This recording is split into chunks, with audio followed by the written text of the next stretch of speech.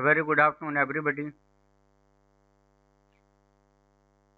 We are going to work with garbage collection.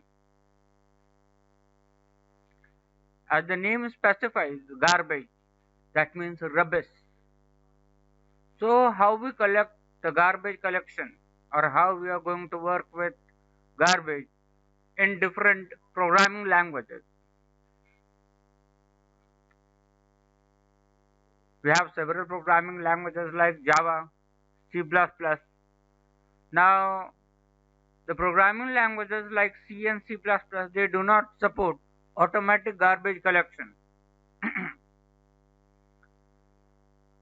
In Java, we have a feature, .NET we have a feature that automatic garbage collection is done. As we have seen in our previous chapters that we have worked with, like constructor, inheritance, polymorphism, we have declared many variables like int a, int b, int c. So when we declare these variables like int a or int b, so when we talk about int a, that means 2 byte of memory, or the size of the memory as per integer is allocated to that variable. Suppose int a is there, so 2 bytes of memory will be allocated to a. Now when we close the program and shut down the system and again restart the system, now what happens that the system has still kept that 2 bytes of memory for int a. Now again when we declare int abc, so again it will allocate 2 bytes of memory for abc, another variable. So in this way, what happens that the memory space which was already allocated is still allocated, and it cannot be used by any other programs until and unless we clear these programs, clear the memory from these variables. So this allocation of memory, and now which is not going to be used, we need to clear the memory. So this comes under the garbage and garbage collection. That means how we are collecting or freeing up the memory from the system. Now let us have a brief description about how it works. When JVM starts up, it creates a heap area which is known as runtime data area. This is where all the objects, instances of class are stored. Since the area is limited, it is required to manage this area efficiently by removing the objects that are no longer in use. The process of removing unused objects from heap memory is known as garbage collection, and this is a part of memory management in Java. Languages like C, C++ do not support automatic garbage collection. However, in Java, the garbage collection is automatic. Now we know that garbage collection in Java is automatic. Now let us see when does Java performs garbage collection. Now when the object is no longer reachable. Now in this section you can see that we have a class and we have created an object of the class obj, and then we are calling the function, and in this section we have allocated obj equals to null. Now here the reference obj was pointing to the object of class book, but since we have assigned a null value to it, this is no longer pointing to that object, which makes this class book unreachable and thus unusable. Such objects are automatically available for garbage collection in Java.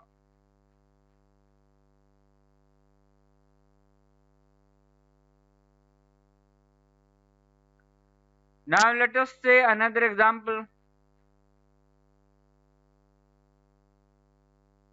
In this we have a variable char, and in this we have allocated the variables in this, created the object, and then allocated null.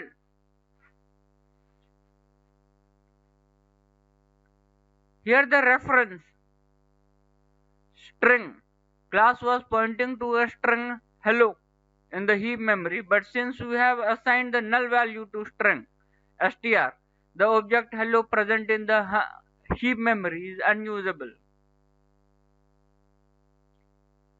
When one reference is copied to another reference. Now in this you can see that we have two objects for the class book, and we are copying the one object to the another.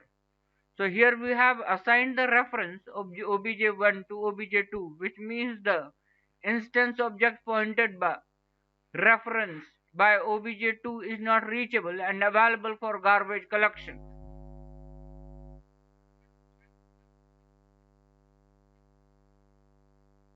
Now let us see how to request JVM for garbage collection.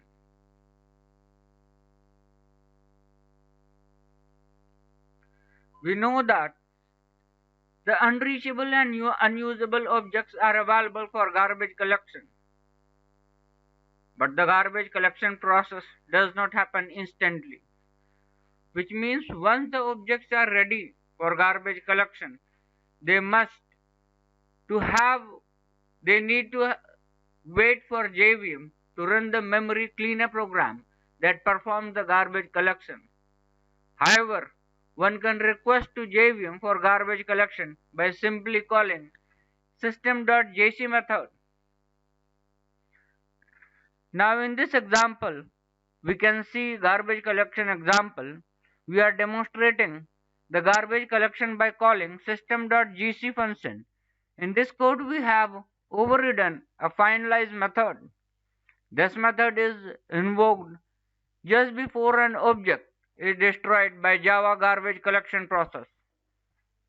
This is the reason why you would see in the output that the method has been invoked twice.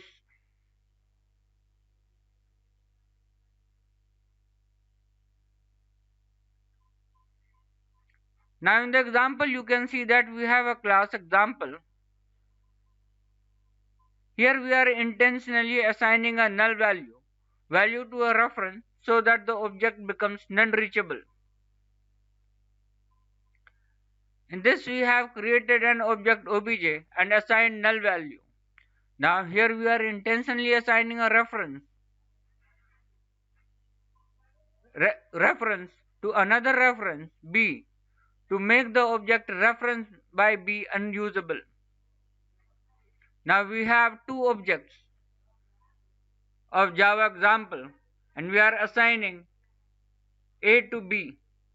Now we are calling the garbage collection function system.gc. Now in this we have finalize method which throws throwable and displaying. In our next chapters we are going to read about exception handling, in which we are going to read about finalize, throw and throwable methods.